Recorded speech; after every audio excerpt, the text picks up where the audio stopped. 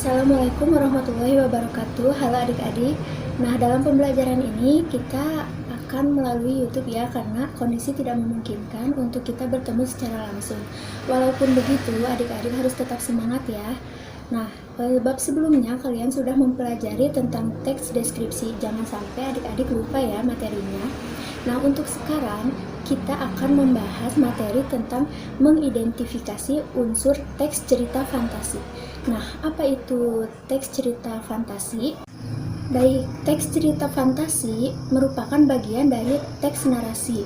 Nah, teks narasi merupakan cerita fiksi yang berisi perkembangan peristiwa atau kejadian. Dimaksud fiksi karena itu tidak ada di dalam kehidupan nyata. Lalu, di dalam cerita ada rangkaian peristiwa. Nah, di dalam rangkaian peristiwa itu ada yang mengalami rangkaian peristiwa. Kita sebut itu tokoh. Dan rangkaian peristiwa itu kita sebut alur.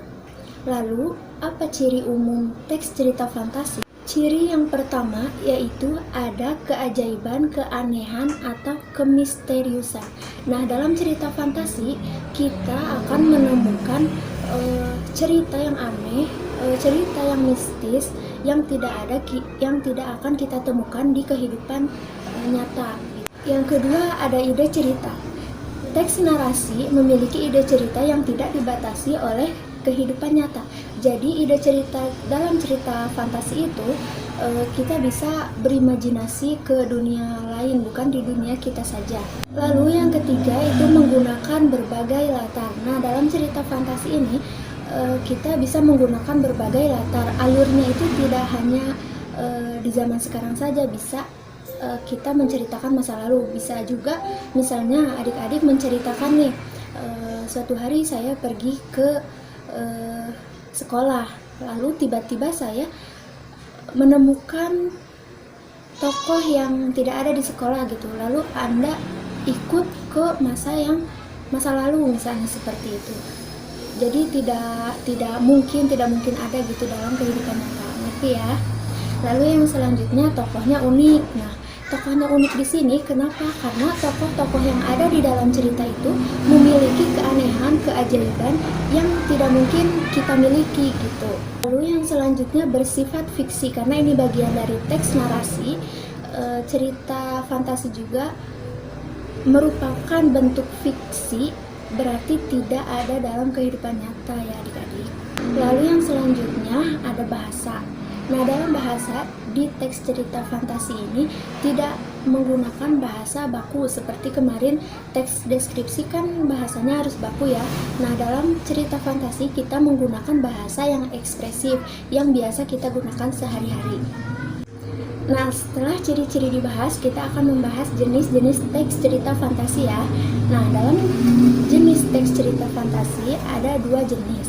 Yang pertama, berdasarkan latarnya. Nah, berdasarkan latarnya, cerita fantasi dibagi lagi menjadi dua. Yang pertama itu lintas waktu. Maksudnya lintas waktu di sini kita bisa menceritakan masa lalu atau kita bisa menceritakan masa depan atau futuristik. Nah, lalu yang kedua itu kita menceritakan yang sezaman, tidak menceritakan masa lalu atau masa depan. Lalu jenis yang kedua itu berdasarkan kenyataan. Nah, di sini berdasarkan kenyataan itu ada dua, ada total dan irisan. Nah, yang total ini cerita fantasi tersebut seluruh ceritanya berisi fantasi, tidak bisa kita temukan di kehidupan nyata. Contohnya Avatar nih, adik-adik pada tahu kan cerita Avatar. Kita tidak akan bisa menemukan tokoh atau tempat yang ada di cerita Avatar. Nah, begitu. Lalu jenis yang kedua tadi ada irisan. Irisan di sini maksudnya cerita fantasi itu berisi kita bisa menemukan baik tokoh atau tempat yang ada di kehidupan kita. Misalnya cerita Upin Ipin nih, kita kan bisa ya menemukan negaranya di Malaysia begitu, tapi kita tidak bisa menemukan Upin Ipinnya seperti itu. Nah, sampai situ dulu. Apakah adik-adik ada pertanyaan? Jika ada pertanyaan, kalian berdiskusi di grup WhatsApp ya. Nah, lalu ada sedikit tugas yang harus adik-adik kerjakan. Boleh adik-adik tuliskan, namun nanti akan saya jelaskan tugasnya di video berikutnya.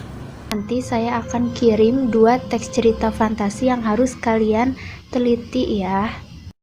Nah, pada cerita fantasi yang pertama, kalian harus tahu siapa tokohnya di cerita itu, lalu karakternya bagaimana, lalu rangkaian ceritanya apa, seperti apa gitu ya. Lalu keajaiban tokohnya apa saja, bisa apa, lalu peristiwa anehnya apa. Nah, begitu juga di cerita fantasi yang kedua. Kalian sama harus tahu tokohnya siapa, karakternya seperti apa, rangkaian ceritanya bagaimana, keajaiban tokohnya bisa apa, dan peristiwa anehnya apa. Nah, lalu ada yang kedua. Kalian tadi sudah belajar jenis ya, jenis berdasarkan latar dan kesesuaian. Nah, di cerita fantasi pertama, kalian harus menyebutkan latarnya. Latarnya itu sezamankah, lintas waktukah, atau futuristik. Lalu kesesuaiannya kalian tentukan itu cerita fantasi total atau irisan. Begitu juga cerita fantasi yang kedua. Nah, yang selanjutnya tadi kalian kan sudah tahu ya latarnya apa, kategorinya apa.